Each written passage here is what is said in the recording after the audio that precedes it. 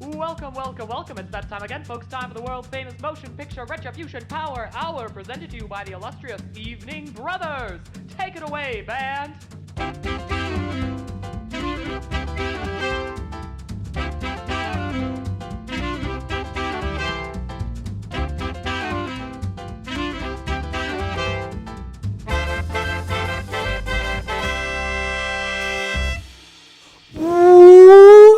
Welcome to what's this podcast called? Motion Picture Retribution Power Hour. Brought to you by Evening Brothers. I am Brother Lincoln.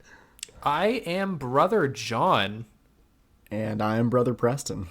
That's right, you are. I'm sorry about what I did to you guys. I'm so sorry. You know what I was just thinking about today is just how he was with my mom when she was in the Amazon right before she died studying spiders. That's what I was thinking about today. That's what actually, that's also what I was thinking about. Yeah. Yeah, me too. You know what I was thinking about? I hate family stuff. Yeah, that's fair. I was thinking about that too. Yeah. You know what I was thinking about is how every day I wake up and I think I'm going to be murdered again. Once again, I'm going to be murdered by 3 women. Once again, I think about why were there 4 different Spider Women in this movie, but yet not a single one that me, an avid Spider-Man fan, cares or knows about. Hey, hold on. That's not a fair thing to say. What about the one with the psionic webs, whatever her name is? I'm going to say Julia Carpenter. I rest my case. What about the one with the discs that they didn't explain? What about, you know what? Okay, we're getting ahead of ourselves. We watched I'm going to call my shot here, best movie of 2024. Madame Web. Madame motherfucking Web, boys. Oh yeah, Badame Web. What a film! What a spectacular piece of cinematography that has never before, and should probably not have ever been shown to people. Probably not. No. Yeah, I'm not sure why they let this one get out of the little tank, the little lab. You remember the lab at the end of Amazing Spider-Man 2, the basement full of secret origins? I can only assume that this oozed its way out of that lab. Yeah. This movie. Opening thoughts I have, the color grade is extremely professional. If I watched a YouTube video with that color grade, I'd go, wow, they did a good job. I have an opening thought, just a quick one. This movie made me almost throw up because of dizziness and just quick zooms. Just a lot of... all the quick zooms. So many. Just a lot of them. So many quick zooms. Near the end, I said, you know what? This movie really works as being set in 2003 because the 2000s stank and just the Michael Bay cinematography and action is too good. This is a sweaty 2000s movie. Jonathan, did you know I tried to take notes while I was in the theater? Did you really? How did you try to achieve that goal? I had my little notepad on my leg and I was tilting it towards the screen so I could catch some of the light. Like a detective? And like a little detective. And I would write it down. One of the things I specifically took time to write down was the phrase, clunky ass dialogue. That's a valid note. I think it was the first note I wrote. Movie up very succinctly. Truly some of the worst, some of the just all-timers. I was so excited. I was worried so bad. when I recommended John, this tell movie. us about Badame Web. What? What is it? What is Badame Web? Tell us. Okay. Well. Okay. So Badame Web, on a meta level, Badame Web is Sony's most recent disgrace to cinema.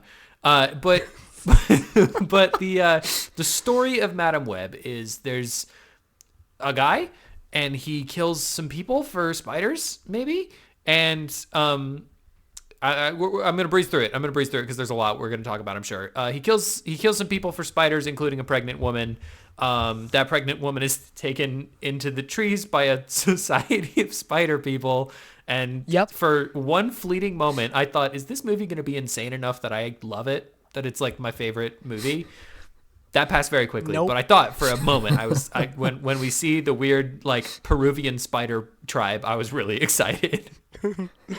Then we cut to 2003. They're very specific about that.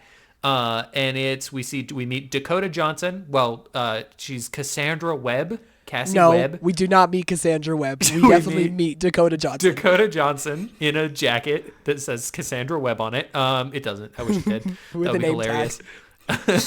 And she's an EMT. She saves a guy, maybe. I don't remember. And then maybe she dies. I don't remember. I think she dies for a minute. That also could be later in the movie.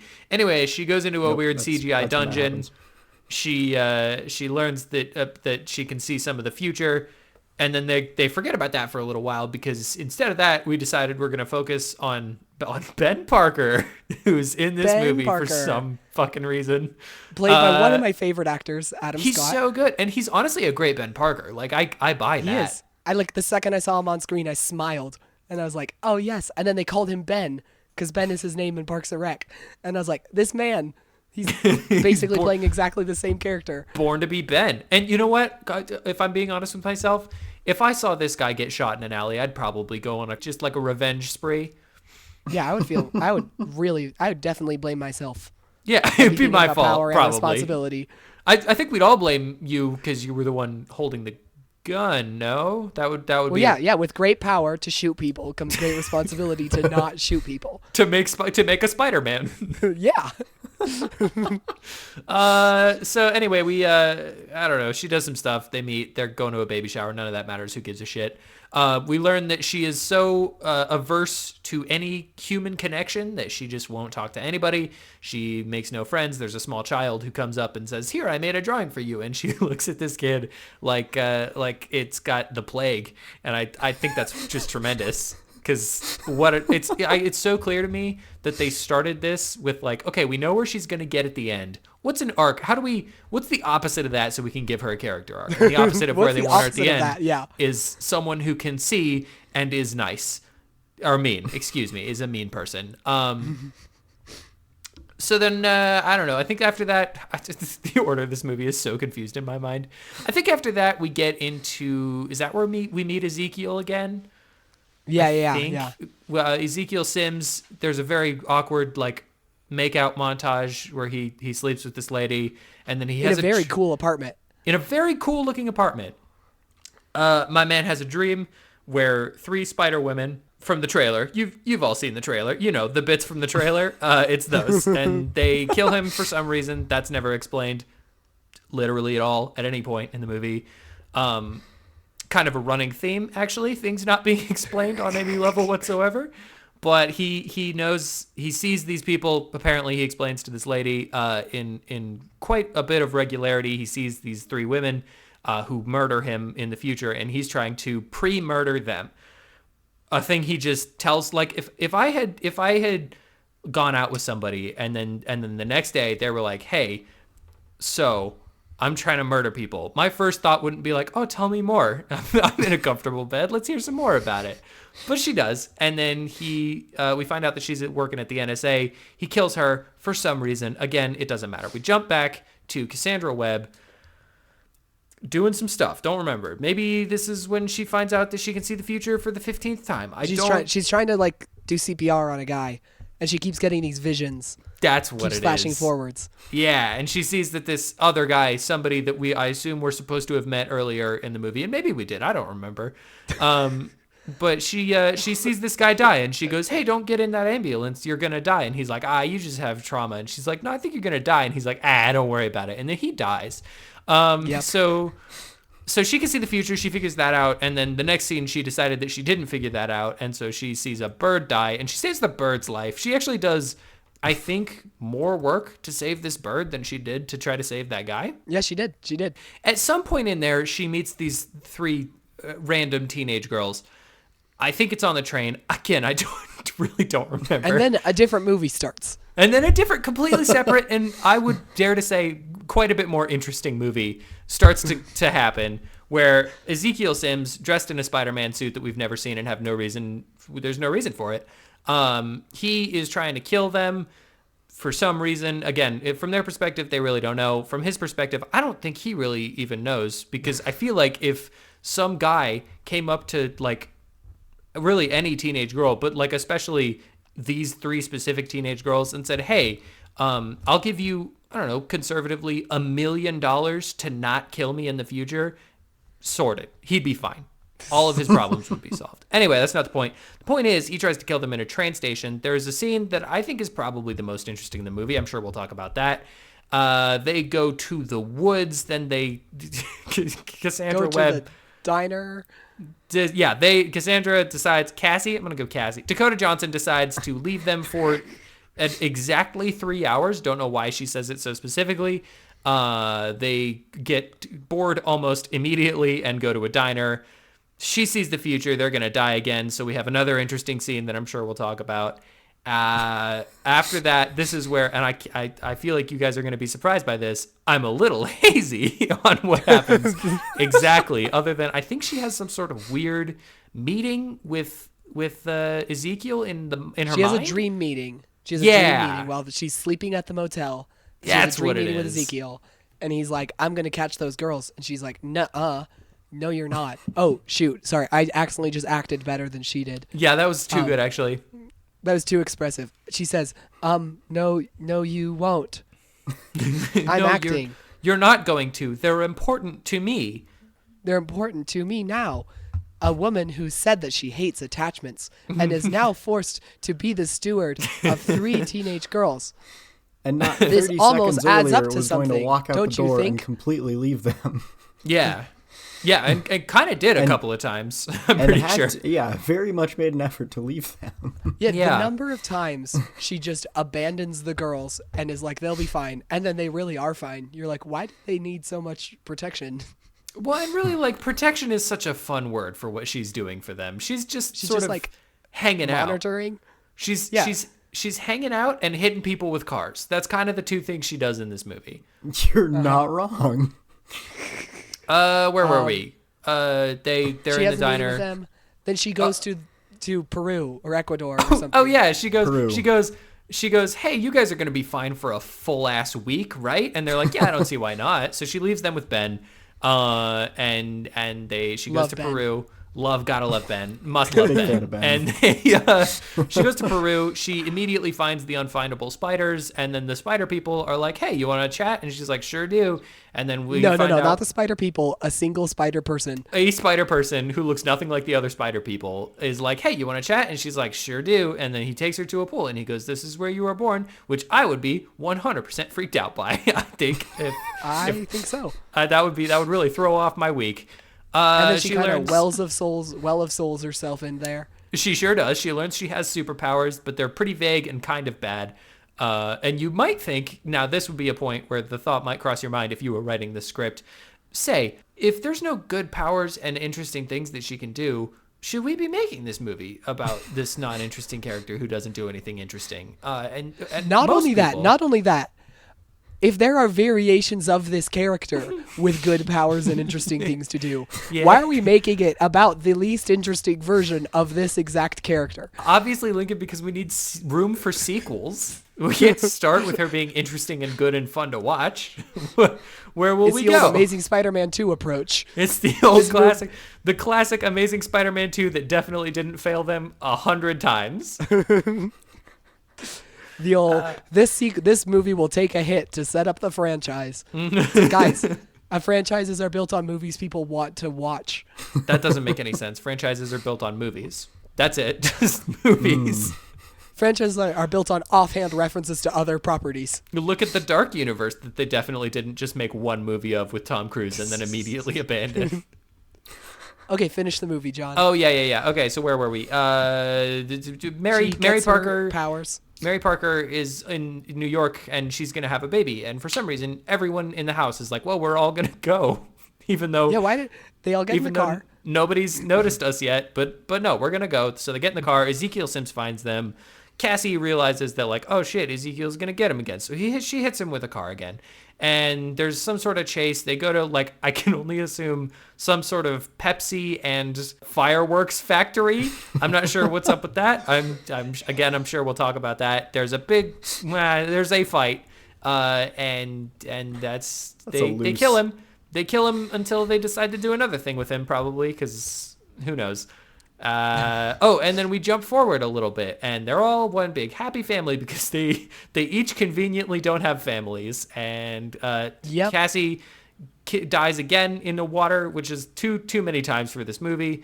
She loses her sight, and by the end of the movie, she is wearing the most god-awful suit I have ever seen in my life. Yep, and that's the movie. The That's dorkiest Matrix on steroid sunglasses you've ever seen. It's the worst. It's 100% the worst. That is Madame Web. Can we talk about the sunglasses? I think you know what? Yeah, I feel like let's we work have our to. way backwards. No rules, just Ooh. right. We're kind of taking the Madame Web approach. We see the end before we see the beginning. That's beautiful, Yeah. Preston. Let's do it. Talk about the sunglasses.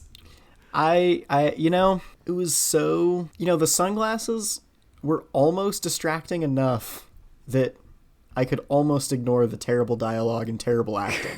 Almost. CGI. They Hey, were hold that on. distracting and terrible. Hold on. And bad Terrible CGI. CGI. Please, don't. And a Big Hero Sorry, 6 ass sorry. ending. Yeah, let's Think about this. Ignore that. They did a Big Hero 6 ending of the characters all on a rooftop. Like, we're a team now. Except 3 of the 4 of them don't have powers yet. Yeah, okay, so that's, oh man, we're getting right into it, huh?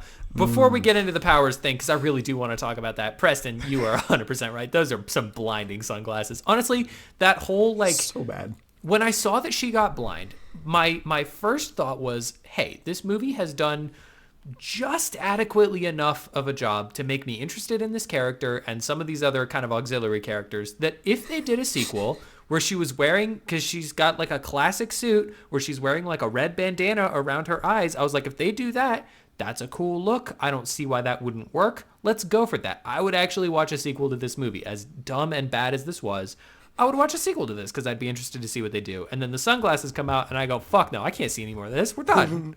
Burn it to the ground. We can't. Sony, you're done. You can't do this anymore legally. For me, the sunglasses were so terrible, but they were so bold. In It was a same choice. sense that for a second you see this, just like Dakota Johnson's visions.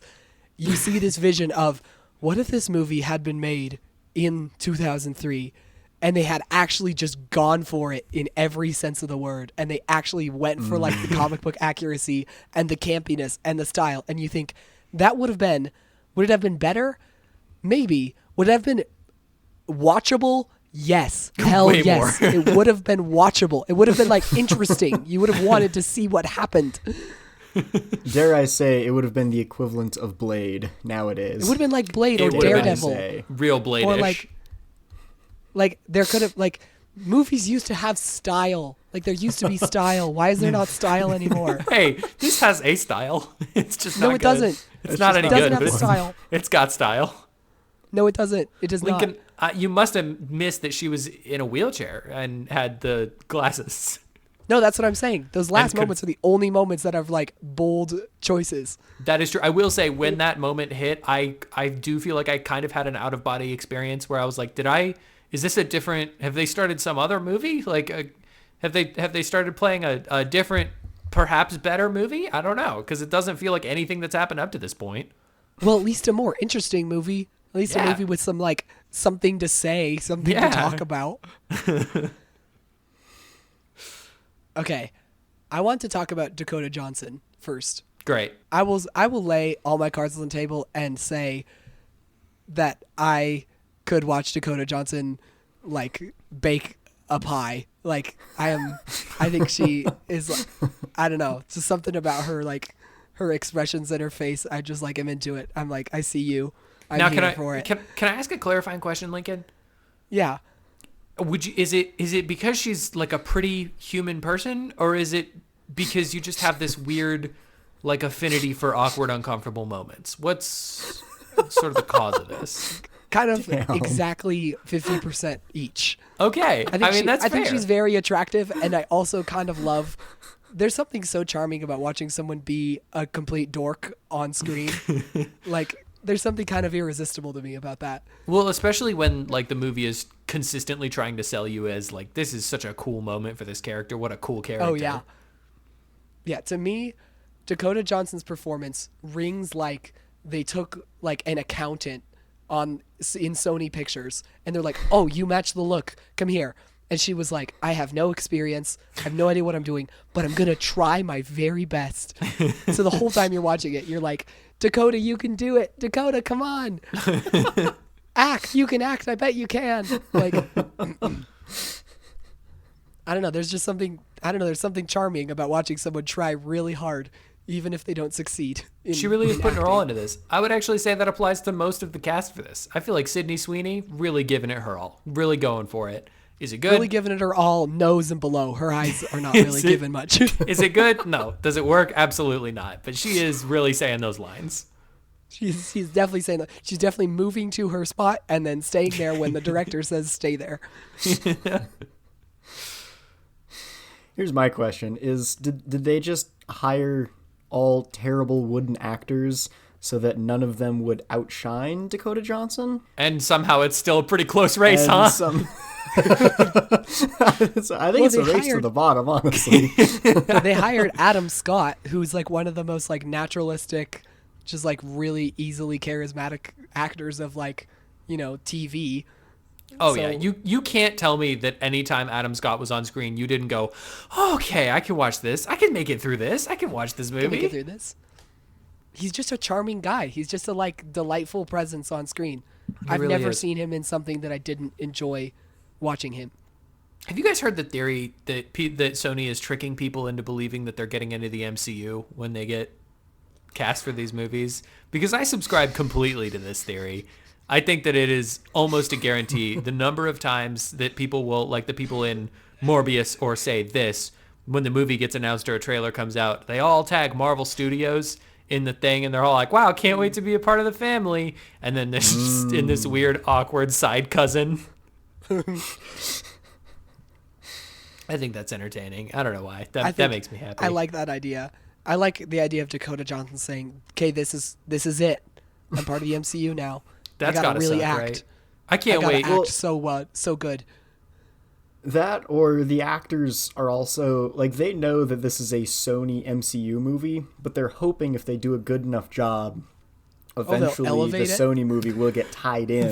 They'll get brought into the real. I mean, the closest thing, Exactly. actually, the only time that's happened is the only kind of halfway decent movie in this franchise, which is Venom. So, Preston, you might be onto something. It's like the proving grounds. They're like, if I Morbius good, if I Morbius as hard as I possibly can, maybe they'll get into Secret Wars. That's the problem, though. Sony did not have any idea that Venom would be a success. Like, That's what made it good. They have no idea what made Venom succeed, and so they're just like, I don't know, like, how about more Spider-Man side characters played by, actors in their mid-30s. Like, yeah, they're like, they must love that. That's why we're gonna do fucking El Muerto, baby. We're doing it. I do actually love that idea. You guys, wouldn't it be so funny if Secret Wars rolls around, right? And it just opens with the destruction of this universe, like the Sony universe. You see Morbius on screen. He's meeting Madame Web, and they're like, wow, hi, I'm Dr. Michael Morbius. And she's like, I'm Madame Web. And then they just all explode. They just get, like, crucified on screen. I really want her to have a vision right before it happens, and for just to, like, tell everybody her vision. Well, what do we do about that? I don't know. I just have the vision. And then boom. I got no fucking clue. Preston, I want to jump off that. She has a vision and then doesn't know what to do. Because in a lot of Spider-Man comics that have Madame Web, they have variants of Madame Web that have powers, that have spider powers, that can jump and have super strength and fly and, like, stick to walls and stuff. Right. And I cannot fathom why in the moment where, so the Dakota Johnson, I'm never going to call her by her name because I never saw her as a character. I only saw her as Dakota Johnson. That's great. Dakota Johnson gets told, you don't have these powers, but you can see the future. That is like the setup for, but you do have these powers, right? Like, that's in movies. That's like the temporary setback, and then we peak. The moment where she's on the scaffolding and the bad guy's walking towards her, and all the girls, one after the other in identical sequences, have, like, gotten into little traps. It's so funny. All of them individually, like, literally one after the other, fall off of the thing and are like holding on. In the exact same way, about to by the fall. way. They all tried the Yeah. same exact maneuver. In sequence, like one does it and the other two watched, and then the next does it and the other two watch. Anyways, in that moment when she unlocks her powers, why the fuck did she not get spider powers right then? Like, if she had instantly started dodging and thwipping and jumping and like throwing the bad guy, I would like forgive so much of this movie. It would have been a very watchable. We would be getting a sequel. It would be a great movie. I'd be defending it. But instead, she does Yeah. this dumbass forced ghost thing. Yeah. And it's like, Discount Doctor Strange just. It really she is. turns into Dakota Johnson gets split into 4 Dakota Johnsons, which I ain't mad about. But each of them individually still only has the power of real life Dakota Johnson. Yeah, of one which is Dakota just like- Johnson. which is just like a comforting presence. Which, I mean, okay, best case scenario, I guess you like could move a couch pretty good. Like you could start a moving company. The Madame Web moving yeah. company, where you're like, hey, it's me. And they're like, oh, wow, you're in a wheelchair. Is anybody else going to help? And you're like, no, I got 6 of me back in the chamber. Let's go. Whoosh. And I've got 3 regular, normal teenage girls with no powers that are going to help me. With no powers, but definitely they will have powers. How? I don't give a shit. Get fucked. It When? doesn't matter. When? Fuck you. How do they get, like, any kind of costume? Or much less costumes that look, I'll say it, pretty halfway decent. Doesn't matter. Get the fuck out of here. I don't give a shit.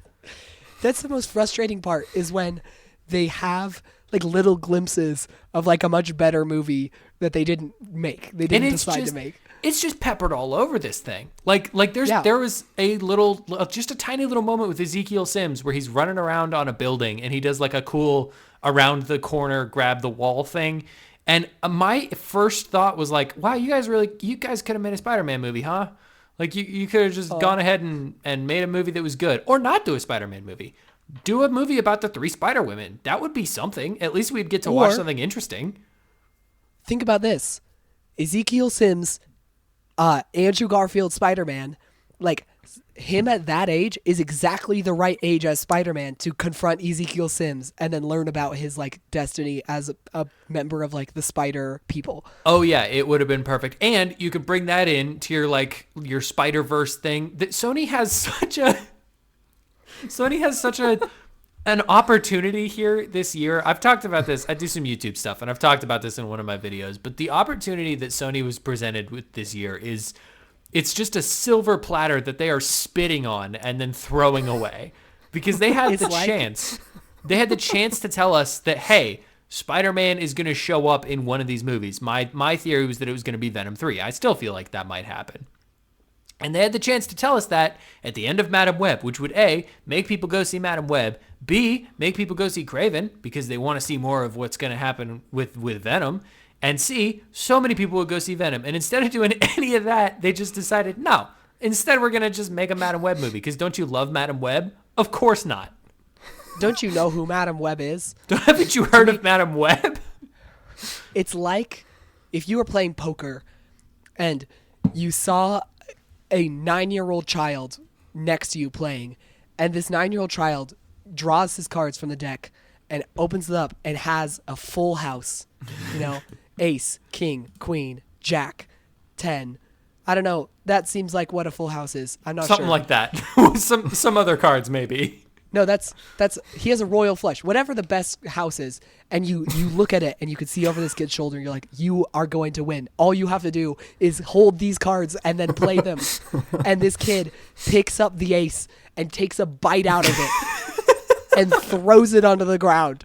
And then picks up the king and crumples it up and swallows it. And then takes the rest of the 3 cards and cuts them in half and sets them on fire and flips the table over.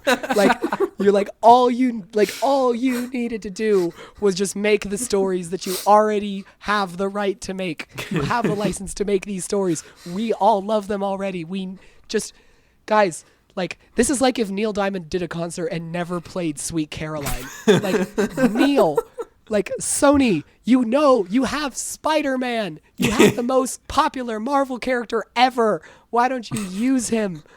And let's say, for their sake, let's say that they're not able to use Spider-Man for some reason. Maybe their deal says that they can only use Spider-Man with Marvel Studios, right?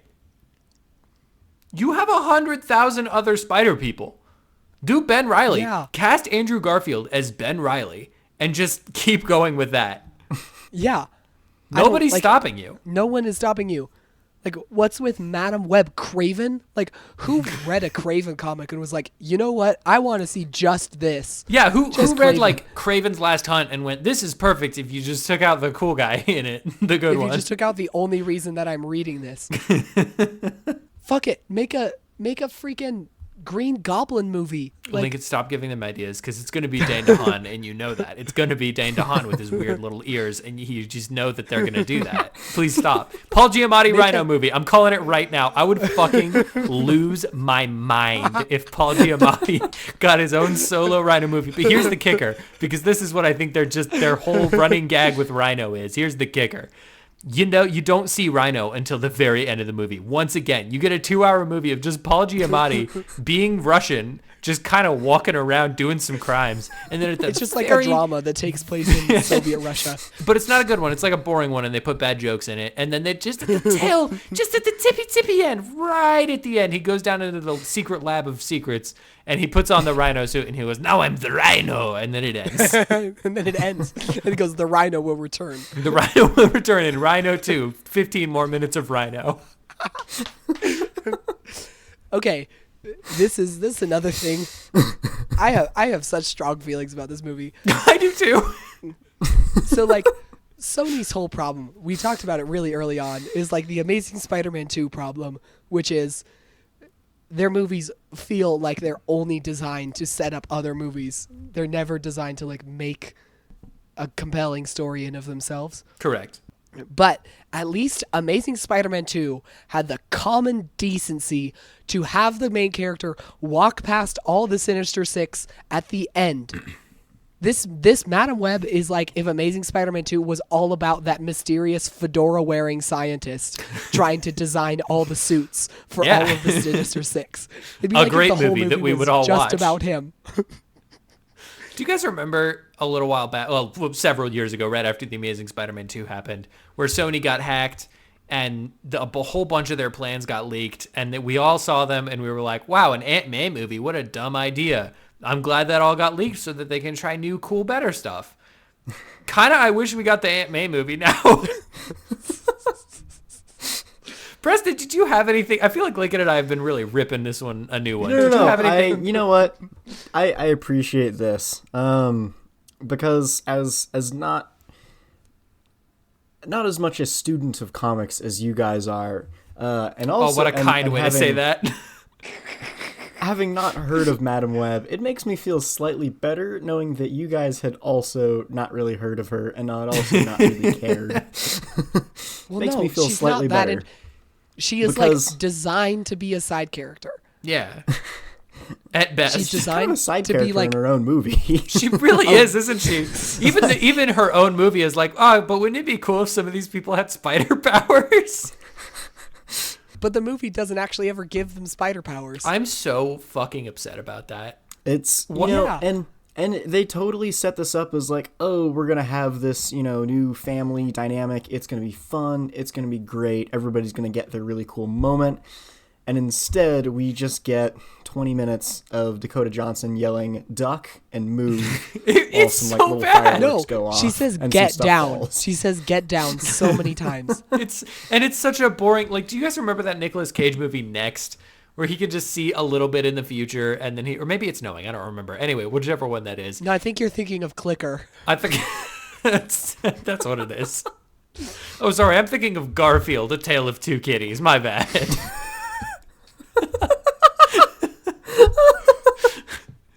You almost made me spit out my White Claw, Jonathan. I watched that happen. Also, I wasn't going to bring it up, but White Claw? Yeah, I was in the fridge. John, did you see what he was drinking before the White Claw? No, I missed it. What was it? 90 shilling. It's really good. 90 Yeah. shilling is delicious. Yeah, man. Lincoln, We know 90 shillings delicious. It's the 90 shilling followed by a White Claw. Right. It's not so much the 90 shilling we're questioning. It's the chaser that you've chosen. A White Claw, The a White mango Claw's White taking Claw. me the rest of the way there. The White Claw will get you there. That's their tagline. This seems like a good moment. We have a sponsor for this episode. We have an official real money from Human Earth money sponsor. And they've given me a little ad copy to read, so if you guys don't mind. This episode of the Motion Picture Retribution Power Hour is brought to you by Instagram, the nation's newest social media experience. Are you done with seeing posts from other people that you don't really like, but felt obligated to follow because they followed you? We've got you covered. Instagram is the future of social media, where you never have to see anything that challenges your views or ideals in any way whatsoever. Gone are the days of Aunt Kathy's thinly veiled racism. Gone are the poorly generated articles spouting absolute nonsense as fact. Gone are the baby pictures from people your age who are so comically ahead of you in life it makes you want to see how long you can keep your hand on the running stove just to feel something. Instagram is revolutionizing the game. Now, what you post is what you see. We take your witty or important posts and run them through an AI program, which makes an entire feed for you to scroll. All your posts, all your thoughts, with our little special magic fairy dust. Instagram. We know you'll like it because you posted it. Download today. Wow. I love that. It seems like a really... I liked how positive the message was. It seemed really, really forward. I liked that. I like how much it already adapts to the way I use the internet right now, which is Yeah. to just affirm my own beliefs. Yeah, well, I think they just kind of saw like a little. They asked for me. They always do this. It's so dumb. They always ask for a little personal story in the ad read, and I hate everyone, so I decided to unfollow every single human that I've ever followed and just create 100,000 accounts. And this is just the faster way to do that, pretty much. Yeah. So yeah, that's pretty good. Thank you, Instagram, for your shit. Guys, I'm just now looking at it, and they actually just gave us 18 cents. Ooh. That's Hey. 6 cents each, brother. Yeah, That's not too bad. that's a rock solid piece of gum right there. That's a nickel and 1 penny. That's a full blown double bubble, if you don't mind. Guys, a few more ads like that, we'll be able to split a $2 burger at McDonald's 3 ways. We might as well retire. Yeah, this is a bad movie. Do you guys remember Badame Web, the bad movie that you I guys do watched? remember Badame Web. You know, I remember not a whole lot from an hour and a half ago since I got out of this movie. Do you guys like Dakota Johnson's voice? I think she has a really nice, speaking voice. I like that she always sounds like she cares when she talks. Hey, Lincoln, that White Claw might be hitting a little hard. Might be just affecting you a little bit. I'm not saying Dakota Johnson has a bad voice. I'm just saying maybe keep that one to yourself. Any other future thoughts about Dakota Johnson, I think you can just hold on to. I liked those jeans. Hey, Lincoln. Hey, put the White Claw down, though. Put down the 15th White Claw. I think you need to... We're cutting you That off. leather jacket. The leather jacket actually was pretty sick. I will say that. I've got a real thing for jackets just on anyone, and I'm pretty into that jacket that she's wearing. Okay, actually, I do want to talk about the only scene in the whole movie that didn't have Adam Scott in it, but that I did enjoy. Okay. Ooh. And Wait, that is hold the on. I scene. want to make a bet. I'm trying to call my shot here. See what I can, if I can figure it out. The only Okay. scene that's interesting. Is it the train scene? That no. feels. Actually, the train scene was interesting. I'm not sure if I liked it, but Oh, it is okay. It's the interesting. only scene that you like. Is Adam Scott in the scene where they just fucking refuse to say that the baby's name is Peter? Is he in that one? He's not. I He's didn't outside. particularly enjoy that Okay. scene. All right. I'm talking about the scene where she tries to climb on the wall. Oh, very good. Yeah, actually a genuinely Kind good of moment. hops down onto the ground. I was like, guys, you got me. This was the only one. You got me. That was pretty funny. That was genuinely very funny. I really liked that moment. That was a Let's quality talk moment. about the train scene, though. You know, I enjoyed the train scene for the first 30 seconds where it seemed like they were kind of leaning into the horror with the police just disappearing, getting yanked under the sign. Yeah, Just- yeah. And I was like, ooh, okay. And then that was the only time Yeah, that it homeboy really was like was. creepy. Isn't that a shame? Because he could have been really interesting. Yeah. I did like how they show seeing the future as like experiencing it, and then it cuts and you're like, wait, that didn't actually happen. Like, I think that's a really interesting way to show her like mental state. I wish that it was a device that was used in a better movie, but I thought it actually was a good decision. Like, it was an interesting way to show like premonition that I'd never seen before. You know, I don't disagree with that. I liked when they would like cut back and she would be wearing the jacket that she took off a couple of minutes earlier, and you're like, wait, That was cool. What's happening here? Did genuinely a solid thing. Which And is that kind of frustrating. scene was like kind of leaning into that sort of horror, creepy kind of thing. Oh And yeah, it was like genuinely unsettling. I was elated. You know what it is, though? That was the only scene in the movie where I was like, holy shit, they did something. They made a movie that I can watch. Like, this is a good movie. Yeah, that was And then a good scene. And then they went to the woods, and I was like, never mind. I changed my And then mind. there's You know what it kinda absolutely zero reminded me of? action, and they just sort of run away. And then Yeah, they get which- captured by the police. Oh no! And then she just sort of runs away. She's fine. It's fine. Yeah. Don't worry about it. Did you ever see the movie Run Lola Run? Yeah, heck yeah.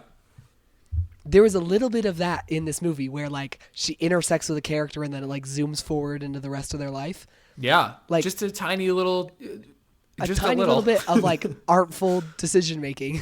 Yeah. Well, that's the thing that makes me so sad about this is it obviously this movie was like 15 different movies that somebody was forced to make different and then something else and then reshoot for something else and then create something else. And then by the time they had to get this out, they were like, I don't know, cut it into some, do what you can.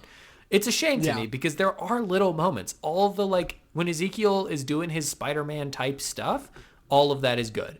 When he's like going around the train scene, that's a genuinely kind of creepy scene. The diner scene, I think, is pretty solid. Like, there are glimmering little moments of this movie that make me think, gosh, you could have made it like a good movie. And I think somebody tried to, and it just did not happen.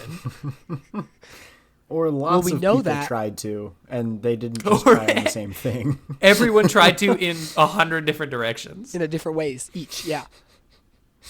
Well, we know because Ezekiel's lines are 100% overdubbed. Yes, we have to talk about this. Okay, yeah. Did you notice that, Preston? So I saw your guys' little exchange about it in our group chat, and I was like, that's interesting. I wonder if I'm going to be able to notice that. And within about the first line, I said, oh, holy shit, I can notice this. Yeah, it's kind of hard not to. It's like it was dubbed in a different language. It really is. There are moments where he's like not moving his mouth, and he's just off center enough that I can see that they were like, I hope they don't notice that his mouth isn't moving at all. And he's saying like a soliloquy. And it wasn't like, it was a real, I feel like, uncanny valley kind of thing for me. Oh, where yeah. Every time he was talking on screen, my brain could not figure it out. What's your theory on why did they do this? Well, I did a little bit of research from what you told me earlier, John, Yeah. and I heard that it was originally going to be set in the Amazing Spider-Man universe. Yes. it Thing they was should gonna have take- done. And it was going to take place in the 90s instead of 2003. And then in this original movie, he was going to kill... I don't want to steal your thunder too much. Go John, for so it. do you want to Steal say it? Okay. as much thunder as possible. He was going to try to kill Mary Parker before she had Spider-Man, Peter Parker, because Spider-Man was the one who was going to kill him. Yeah. And so, but what I don't understand, if that is the explanation that that was the original movie and then they had to reshoot everything, why did they shoot a 100% different movie except for those like 3 scenes? Like, if you're going to reshoot everything, they brought everybody back. They brought Dakota, they brought Adam Scott. Like, why didn't they just reshoot those scenes? Did they bring everybody back? Did they bring him back? Do we know Maybe that? not. Maybe that's he the was problem. too expensive, or doing something else. Who is this guy? I How don't is know. he He's more just a guy. expensive than Adam Scott? He's just vibing around. Why no, didn't it's they just an- recast him? It's a really interesting thought because I can see a version of this movie that's Terminator with Spider-Man and way more interesting. Yeah. 1,000 times. You could even include, if you wanted to do the 3 Spider-Women, because I see the thought process behind introducing those characters, because it's like you want to see, you want to create something that's going to give you some sort of spider traction. And I can only assume that at this point, the reason that they're not doing Spider-Man is because they can't. That has to be what it is, right? Because they can't be that stupid. So my thought is, maybe if you want to introduce the Spider-Women, say that Madame Web can time travel or whatever. I don't give a shit, but like maybe she can, and she like lives through a future where Spider-Man's mom does get killed, and then because Peter isn't there, these other three get spider powers, and then they all travel back in time, and then they do like a whole adventure. That's something. That's a movie. Something. But like again, why do we introduce 3 spider characters with 0 context and then just be like, oh, they'll get powers later? All right, you know what? We've brushed on it too much. Where the fuck do they get powers, guys? Because I don't have any idea. There are 2 options in my mind. Option number 1, Madame Web takes these 3 individual high school aged girls to this guy's apartment, breaks some glass, and they each get bit by the spider. And option 2, I would say even more fucking insane, they each have a bespoke spider that chooses to bite them. I don't know, but it doesn't make any sense to like gesture towards everybody having, all 3 of them having spider powers. Like, okay, and again, why didn't you just make a movie about one of these characters that has spider powers? How many movies have you seen are origin stories for 4 different characters at the same time? And don't really touch on the origin at all. Yeah, like, there's a reason no one makes that movie, because it is dumb. That movie, it doesn't make sense. That movie has only happened, well, technically twice, and it's Fantastic Four, and all of their origins are the same origin, and even then, it's kind of pushing it. The origin story of almost any character is like the least interesting thing about the character.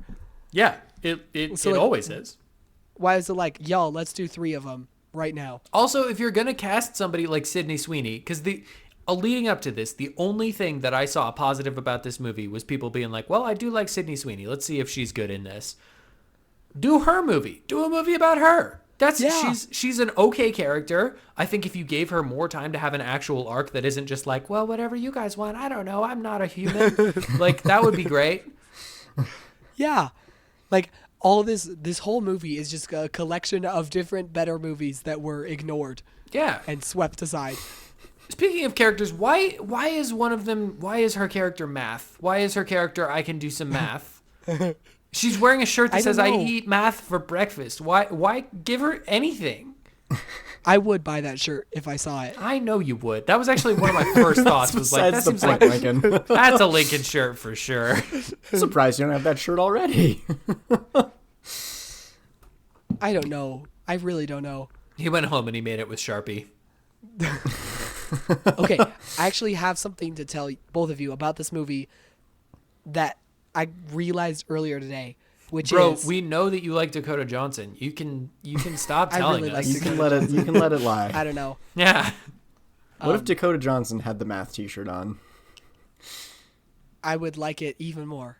I gotta excuse me for a couple seconds so I can Photoshop that up real quick.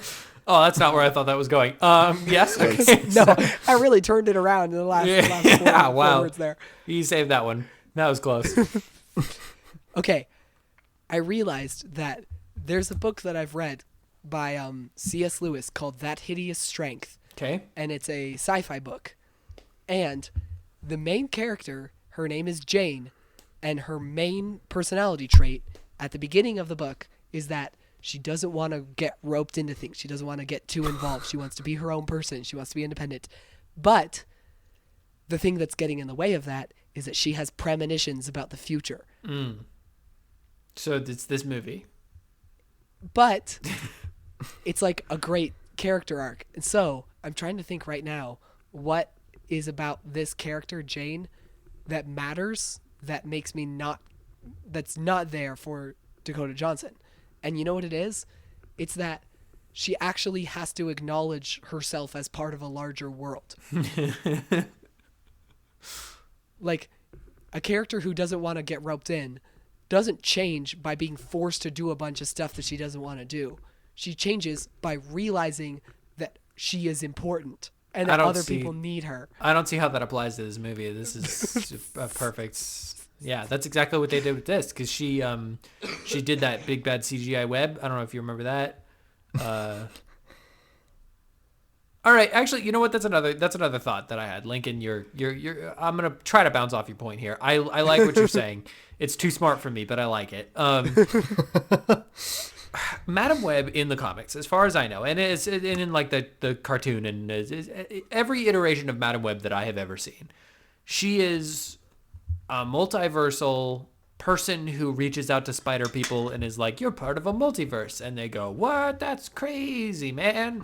And then she does like a cool thing where she brings them all together and you get to see Spider-Man 2099 meet Peter Parker. It's all wonderful. It's all great. Yeah.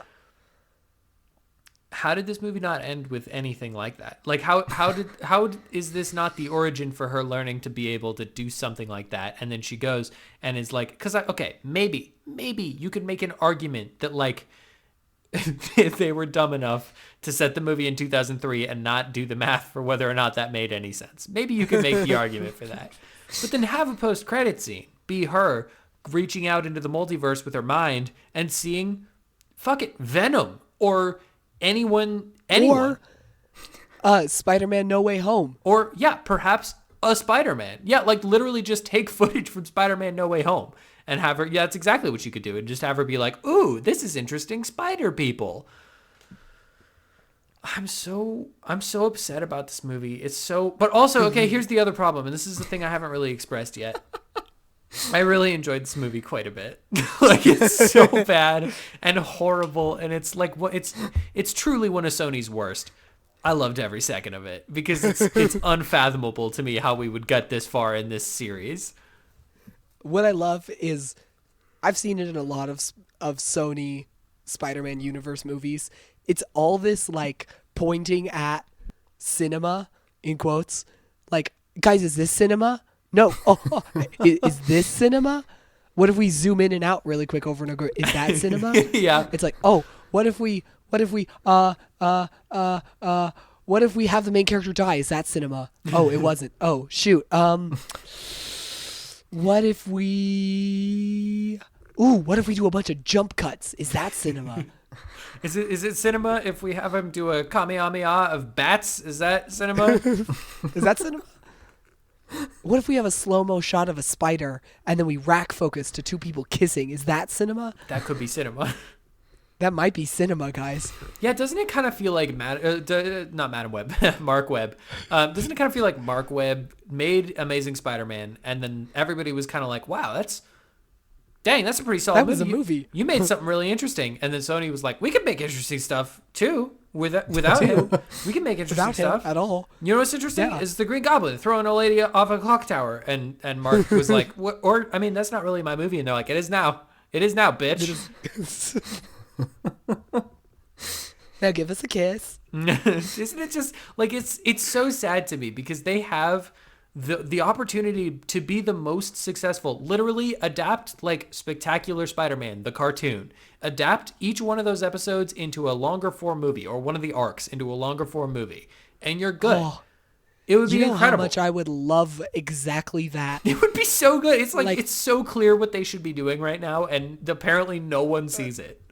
Like, rip the dialogue verbatim, use your excellent CGI that you have shown us time and time again, that you have access to incredible amounts of visual effects, like, and just do verbatim 4 episodes of Spectacular Spider-Man in a row. And I would watch that movie 4 times in the theaters. Yeah, it would be awesome. It would be incredible. It would be excellent. Like, or adapt a comic book storyline that exists. Yeah. Do the Ezekiel storyline where he goes and kills the like spider hunter guy. Did you read that arc, John? Yeah, that would be awesome. Yeah, that's with the totem kind of thing going on. Yeah, do that one. That'd be sick. Do the Spider Island. Dude. Do Spider Island. Dude, Spider-Geddon. So that'd be awesome. It'd be so much fun. Like, why aren't they making this? What I'm saying, like, Neil Diamond, why aren't you playing Sweet Caroline? Yeah. You're not above this, Sony. You made Morbius. Or do like a Spider-Gwen movie. Like do a Ghost Spider movie with Emma Stone. Emma Frost. The X-Men fucking character. hire Emma Stone, who is even more popular now. Yeah. And have her be Spider-Gwen in an alternate universe. I would watch that 6 times. It would be incredible. You could put her in Venom. You could put her in Craving. You could put her in literally anything, and it would be like, holy shit, this might be good. It is so frustrating. Make a live action Ultimate Spider-Man with Miles Morales. Oh, dude, that'd be so sick. But instead of any of that, it's way more likely that we're gonna get a Big Wheel solo movie. That is a genuine possibility. That is a deep pull, John. Big Wheel, the guy, is that the guy who can turn any car into like an awesome car? Yeah. Yeah, I know. He just rides around in a big wheel. It's that guy. It's the one who just rides around in a giant wheel. We're on our way to getting a series about that like Frankenstein guy who's made of the dead bodies of all those mobsters that were killed. Oh yeah, dude. Like we're gonna get a solo project about that before we get a Spider-Gwen movie. That actually sounds too interesting and like too good a potential movie, so I don't really see that happening. Oh, sorry. I mean, we were going to get a movie about a guy who sold bagels to Peter Parker in one of the early comics. Yeah. Yeah, we're going to get like a spin-off solo movie of the guy that kills Uncle Ben, and it's not Sandman. It's nobody interesting. We're gonna get a movie of that guy who went, he stole that guy's pizza. Hey, wait, hold on. Just about him. I'd watch that movie. Actually, I would definitely watch that movie. That guy is just 100% just an injection of charisma into that one scene in that movie. You can't. We're not ready for that movie. No. I know how this movie got made. Okay. Oh wait, hold on. I'm so excited. Share. I want you to strap on your tinfoil hats, because this is going to get a little conspiracy-y. Thank you, Lincoln, right. for making a motion. Oh, I'm strapped on, just not on my hat. But here is my theory. After listening to you guys describe all the better movies they could make, and me trying to figure out why did this one get made, and here's my theory, all right? Okay. So, the CPR scene, right? There's like 3 of them. There's a lot. There's a lot of them. Well, first of all, our main character gets saved twice by CPR. She does. Yes. And then in the middle, where she's teaching the 3 theoretically, maybe, hopefully, Spider Women in the future how to do CPR. Yeah. I But think oddly enough, not the one Spider-Woman everyone already knows about. No, not her. But, She's okay, not involved. continue. She's not yeah, part of no, it. no, that's not important here. Like that scene, you could take the instructional video from any CPR course ever and drop that into this movie, and it would work for that scene. You could take this scene, drop it into any CPR course ever, and it would totally work. Like that is exactly how you do CPR. I did learn about CPR. Yeah, I actually learned something from this movie. Yeah. Yeah. Like that is exactly how you do Entertainment, CPR. if you will. Perfect instructional. So here's my theory. Okay. Somebody went to one of the executives at Sony and said, "Hey, I have this idea for this Spider movie." The dude took one look at the script, so terrible that he said, "You know what? There is no way that this movie will ever get made, but if you find the funding for it, we will make this movie." And that person somehow figured out how to make the world's most expensive instructional CPR video in order to get this film made. Oh, Preston, it's so good. I can see it right now. He goes to the I don't know, whoever owns CPR. He goes to them and he's like, "Hey guys, bitches don't know CPR at all. Nobody knows." I was thinking more like there's like a contractual loophole in Sony's like funding plan. It has like a separate segment for like educational safety training videos. Yes. And he's like, there's like $80 million in the educational safety column that no one ever uses. I'm going to teach him about CPR. I'm going to teach him how to electrocute a car, maybe. Oh, yeah, because there's also the use of there's a safety warning, the dangers of the defibrillator. It also teaches you how to charge a defibrillator. Holy shit, Preston, this is a good theory. I think you're right. This makes sense now. There's even a safety brief about how not to keep dangerous, flammable things in an unstable warehouse. Yeah, there's also a safety brief on how to cook burgers not near a home. Whoa. Preston, holy Preston, shit. I think you're right. Preston, Wow. Why is this right? Somebody went... Somebody went to all of the like government safety. Somebody went to OSHA and said, "Hey, if we make these videos and convince people to watch it, will you give us a tax break?" And they said yes, and it was a good enough tax break that Sony made this movie. Oh, that's so good. They were like, yeah, Badame Web, sure, fuck it. We're never going to do anything with her. Oh, man. Preston, that is a damn good theory. That's so good. I think that might be correct. Oh, that's amazing. Well, and that's why all the acting is so bad.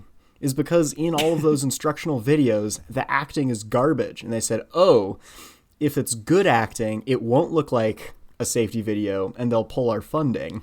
Yeah, they'll be too focused on the story and the characters and whatnot. Yeah. Exactly. I see. Wow, that makes a lot of sense. We haven't talked about the factory or perhaps distribution center for some sort of cola. For Pepsi / It was Pepsi specifically. Yeah, okay. Pepsi in a Coke type logo and fireworks. Why? What's going on, gang? That scene was a miserable excuse for not giving Dakota Johnson actual spider powers. It really does feel that way. That is one of the least interesting third acts I have ever seen in a movie. The moments where she's using her powers to the full extent and like pulling them out right before something gets, when she uses the shield and flips the shield around and then blocks the firework. I was like, I thought for that's kind of sure cool, guys. That was going to be the moment where she realizes, oh, psych, I totally do have the spider powers that I'm not supposed to have.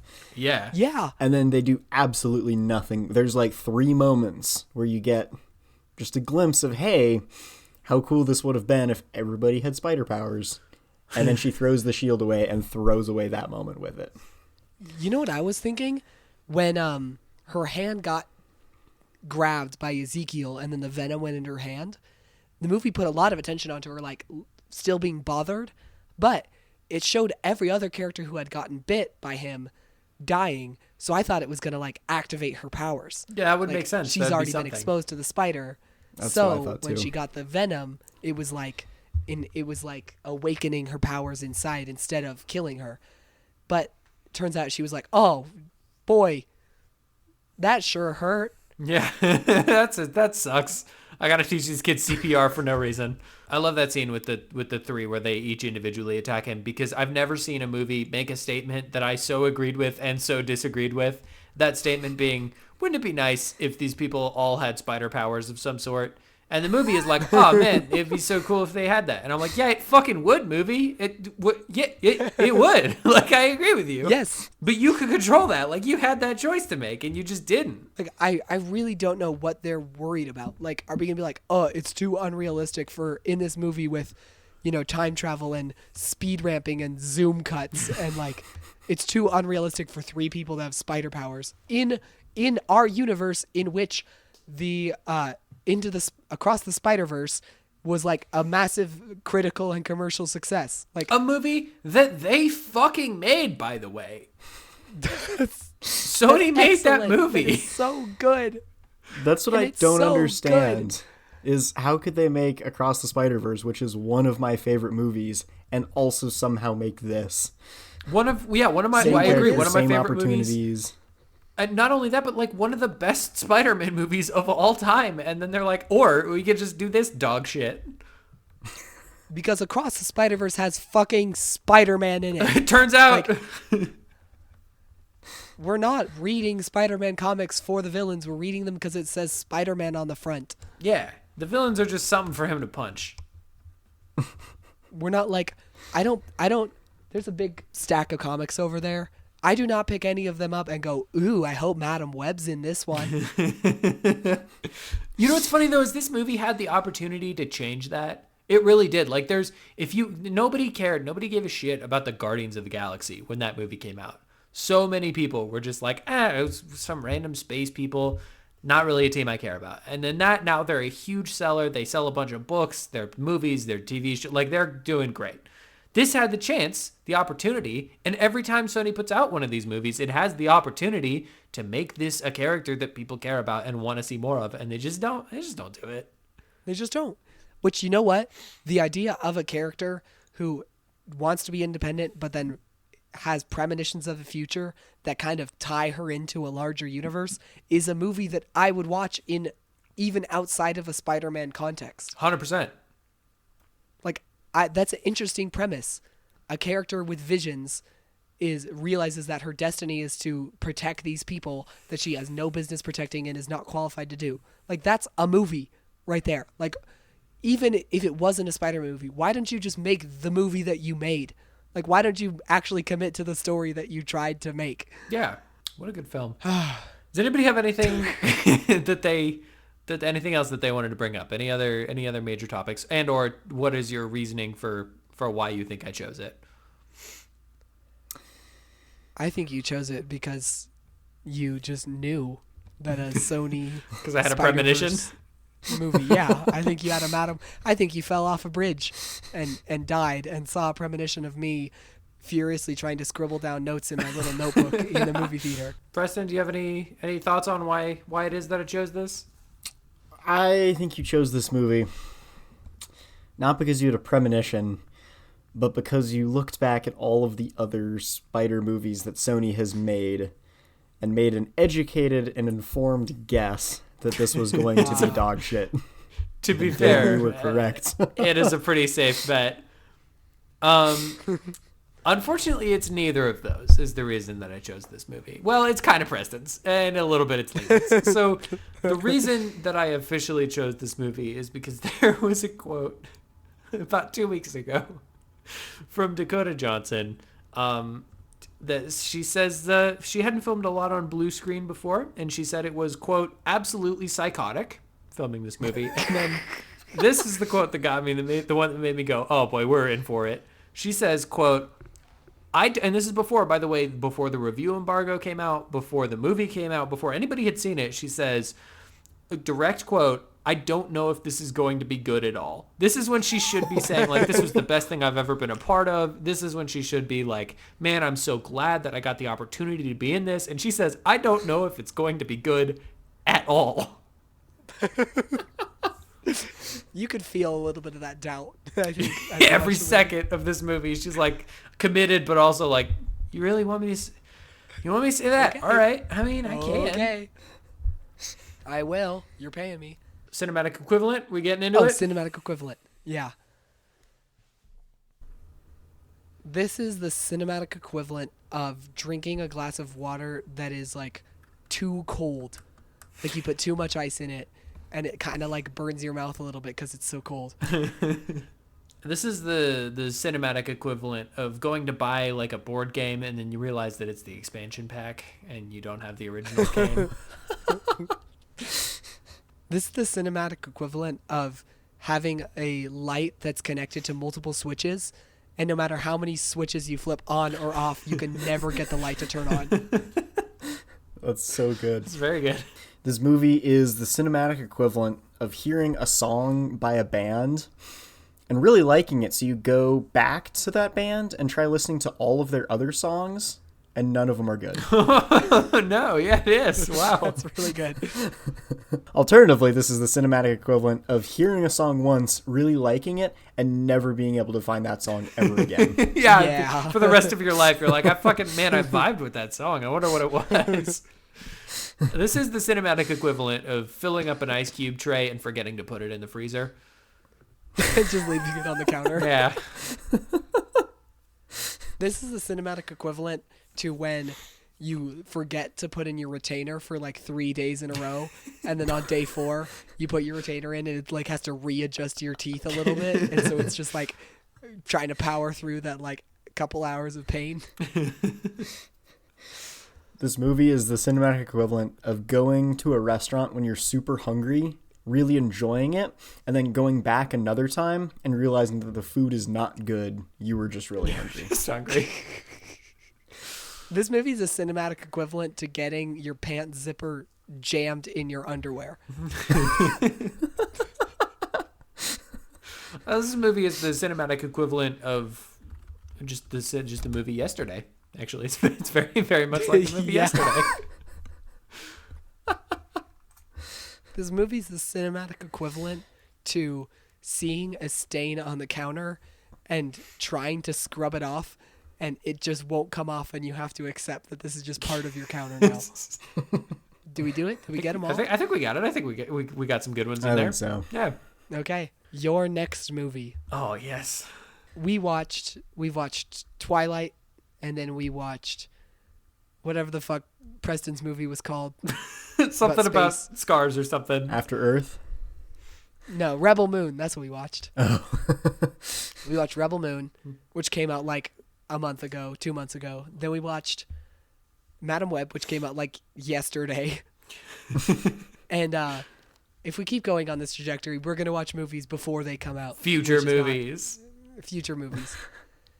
So I really think, I've been thinking we ought to get back to our core competency. Yeah, back to our which roots. Is greasy action movies from the 2000s.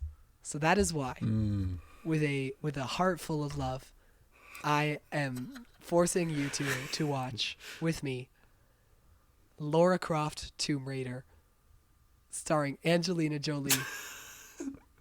Wow. Oh, good. That's great news. That's really. When you said we were getting back to our roots, you meant like the dirt below the roots. You meant the source, Yeah. the original, the source code. Hey, John, don't even mention source code. Yeah, sorry, that's too good a movie for this podcast. I think. I don't know. I haven't seen it in like 10 years. Oh, it's excellent. I watched it again recently. It's very, very good. Well, thank you for listening to the Motion Picture Retribution Power Hour. Your homework. Oh, I'm sorry. I'm sorry. Come on, John. I know how this goes. I forgot. All right, go ahead. What's our homework?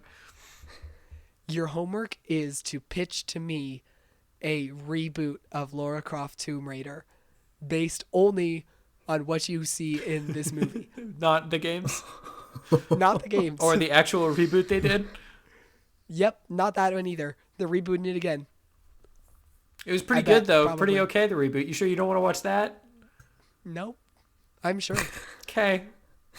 At least think about it. No. I guess it could have been Electra.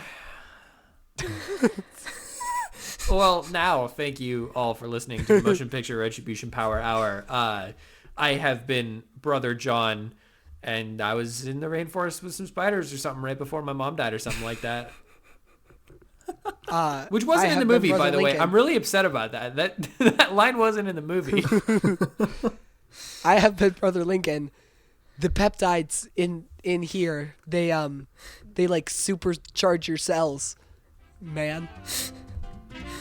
And I have been Brother Preston. We strays got to stick together.